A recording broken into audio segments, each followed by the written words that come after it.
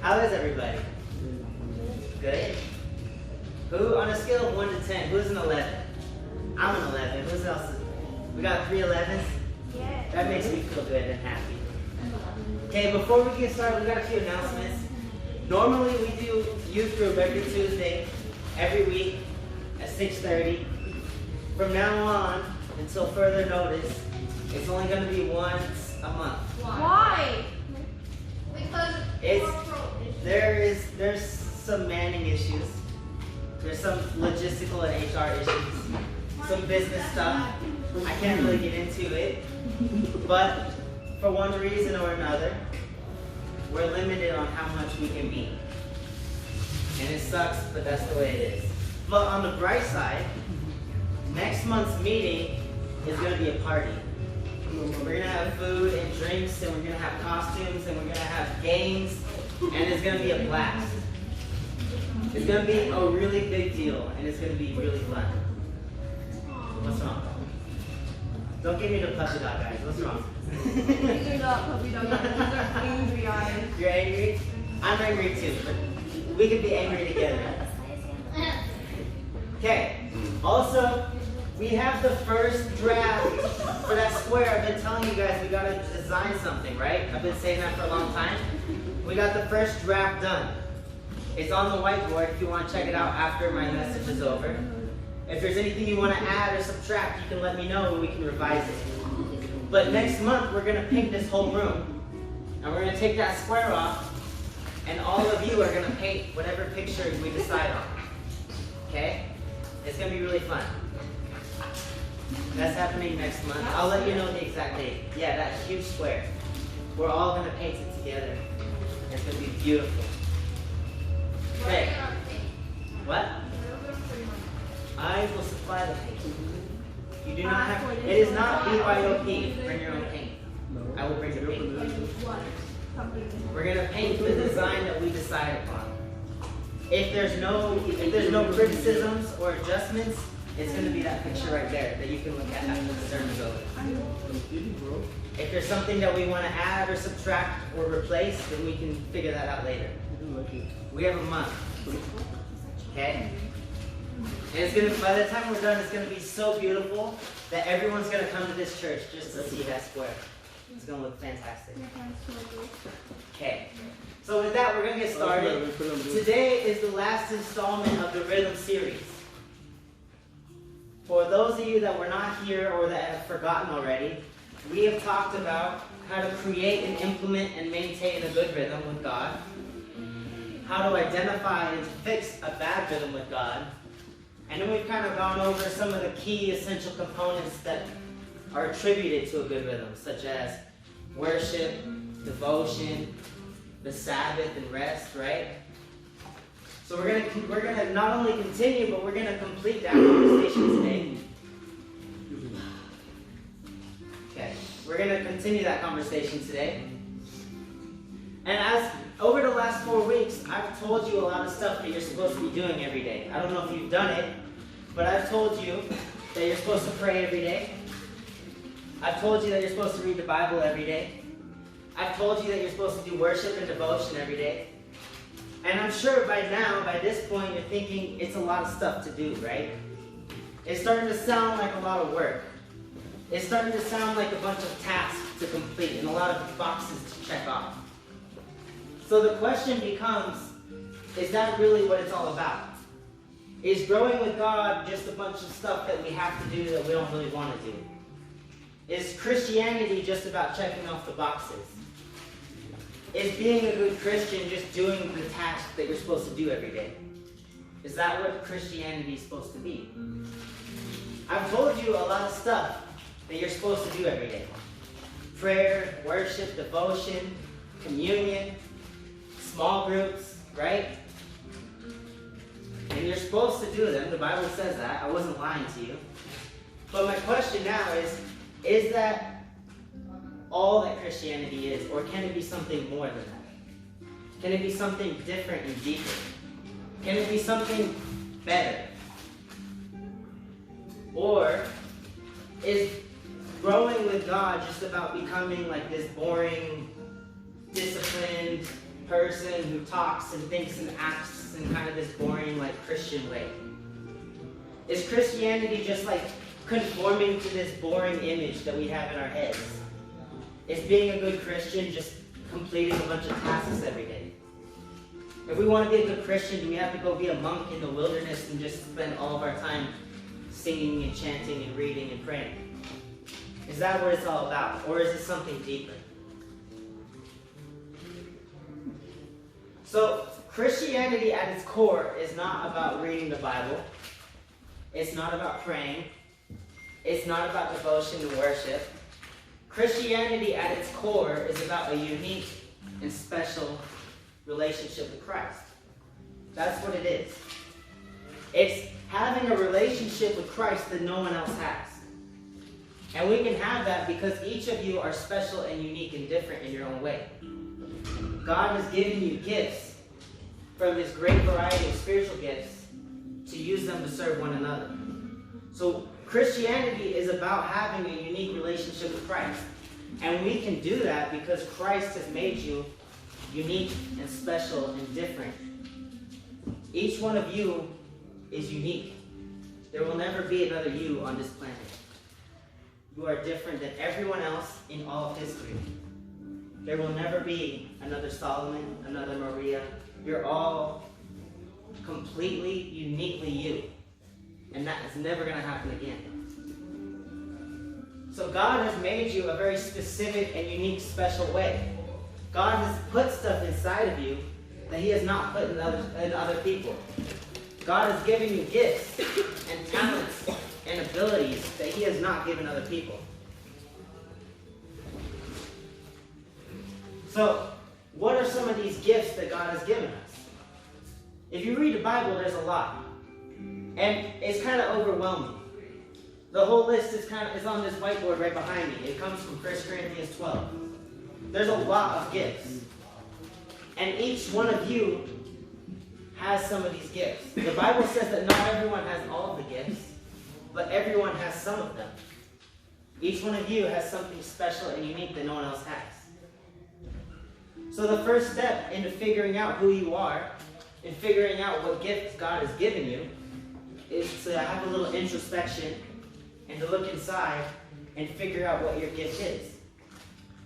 So maybe you're like me and you think that your gift is speaking. Maybe you want to speak in front of people. Maybe you want to teach and instruct and guide and mentor. Maybe you want to get in front of crowds and persuade them and lead them in the right direction. Maybe your gift is speaking. If you think, Jake, that's me, my gift, that's what I want to do. That's what I'm good at. That's where God's leading me. If you think about it, if that's what you're thinking, then just step into it. If you think your gift is speaking, then take the first step into it. And you'll be surprised how much that step will impact and change you. And what's interesting, I don't know what's happening. What's interesting is that if you look at the really good speakers of the Bible, all of the best speakers of the Bible, except for Jesus Himself, come from the Old Testament prophets. And what's interesting about these prophets, if you read their stories, is none of them boasted about how great a speaker they were. None of them complimented themselves about their great charisma or persuasion. None of them told the masses about how awesome they were at speaking and persuading and instructing people. Instead of saying, I'm a great speaker, they would say things like, I am the mouthpiece of God. They would say things like, I am a prophet of God. They would say things like, I am a messenger of God. And they wouldn't say things like, I have this great message to change your lives. They would say, I've come here with the word of God. So if you think you're a speaker, then speak as though God Himself were speaking through you. That's what all the best speakers have done, and that's what all the best speakers will continue to do. But maybe you're thinking that your gift isn't speaking. Maybe you're shy, you're bashful, or maybe you're just a terrible speaker. Maybe you just don't like talking. There's other gifts. Maybe you think your gift is helping people. If you think your gift is helping people, if you resonate with the poor and the needy and the sick, or the minorities, or the disenfranchised, or the people who really don't have anyone in their corner, and you want to do something to impact their lives. Maybe you want to do something to help them and to fix their circumstances. If that's what you think your calling is, if that's what you resonate with, if that's what you think your gift is, then just take that first step into that gift. And do it with all the strength and energy that God supplies. So, whatever your gift may be, well, there's a lot of gifts, and I don't have time to go through all of them. But whatever your gift may be, if you're willing and able to take that first step into your gift, and to go in an environment where you can use that gift, then God will supply all the resources that you need. If you're going to be a speaker, then God will supply the words. If you're going to be a helper, then God will provide the aid. You don't have to do it alone. Right? So in 1 Peter, it says, 1 Peter 4:10-11, it says, everything you do, he's talking about stepping into your gift. He's talking about using your gift to benefit people. He says everything you do with your gift will bring glory to God through Jesus Christ, and all glory and power to him forever and ever. So whatever your gift is, we all have the same goal, to help people and to glorify Jesus. And the only way to do that properly is to find what you're good at and then use it. If you're good at helping people, then use that for Christ. If you're good at teaching people, then use that for Christ. If you're good at counseling people, if you're good at instructing people, if you're good at healing people, if you're good at talking to people, if you're good at, whatever your strength is, whatever your talent is, step into it, develop it, cultivate it, and then use it. God has given each of you a gift, a unique gift, a special gift. And God gave you this gift.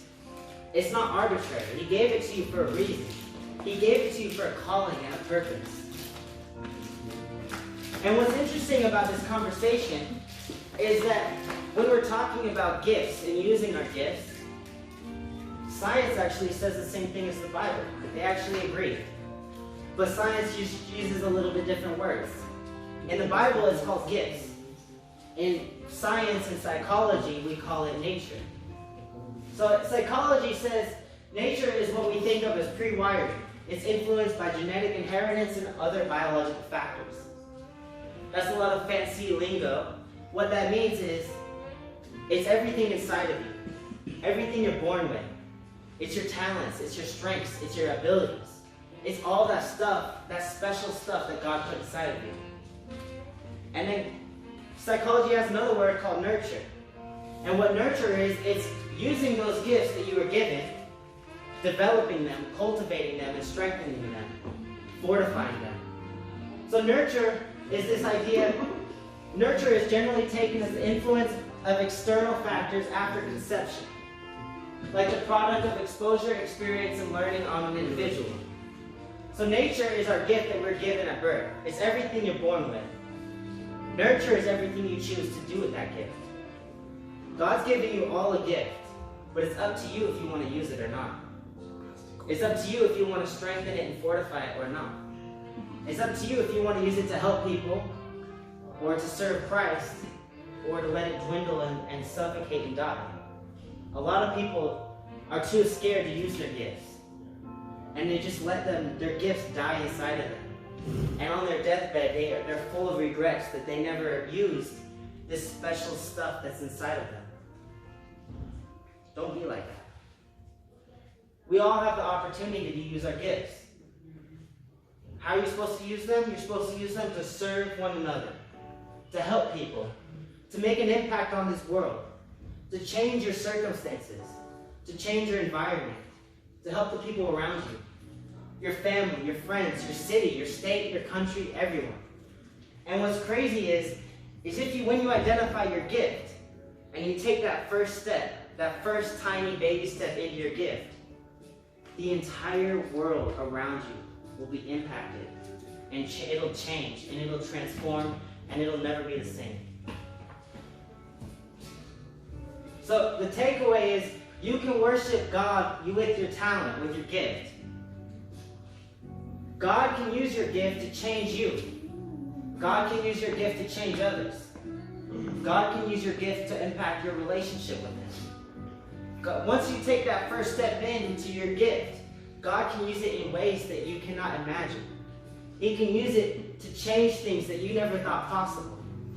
But you got to take that first step.